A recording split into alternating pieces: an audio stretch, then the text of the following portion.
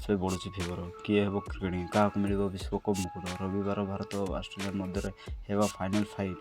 ଅହମ୍ମଦାବାଦ ନରେନ୍ଦ୍ର ମୋଦି ଷ୍ଟାଡିୟମରେ ଖେଳାଯିବ।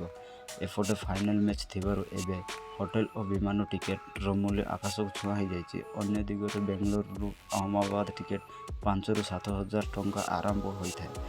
କିନ୍ତୁ ରବିବାର ଭାରତ ଓ ଅଷ୍ଟ୍ରେଲିଆ ମଧ୍ୟରେ କ୍ରିକେଟ ବିଶ୍ୱକପ୍ ଫାଇନାଲ୍ ଦେଖିବା ପାଇଁ ଲୋକେ ବିଶେଷ ଆଗ୍ରହୀ ଥିବାରୁ ଆସନ୍ତାକାଲି ଏହି ରୁଟ୍ରେ ଯାତ୍ରା କରିବା ପାଇଁ ଟିକେଟର ମୂଲ୍ୟ 33,000 ଟଙ୍କା ପହଞ୍ଚିଛି।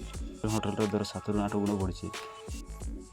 5 ଷ୍ଟାର ହୋଟେଲରେ ରହିବାକୁ ହେଲେ ଗୋଟେ ରାତିକୁ 2 ଲକ୍ଷ ଟଙ୍କା ଦେବାକୁ ହେବ। ସେହିପରି ଅନ୍ୟ ରୁମ୍ର ଦର 20,000ରୁ 1,00,000 ପର୍ଯ୍ୟନ୍ତ ରହିଛି। 30,000ରୁ 40,000 ଦର୍ଶକ ବାହାର ରାଜ୍ୟରୁ ଆସିବେ। 5 ଥର ଚାମ୍ପିୟନ ଅଷ୍ଟ୍ରେଲିଆ ସହ ଲଢ଼ିଛି 2 ଥର ଚାମ୍ପିୟନ ଭାରତ। ଗୁଜରାଟ ନରେନ୍ଦ୍ର ମୋଦି ଷ୍ଟାଡିୟମରେ ହେବାକୁ ଥିବା ମହାଲଢ଼େଇରେ ମୁଖ୍ୟ ସାକ୍ଷୀ ରହିବେ ନରେନ୍ଦ୍ର ମୋଦି।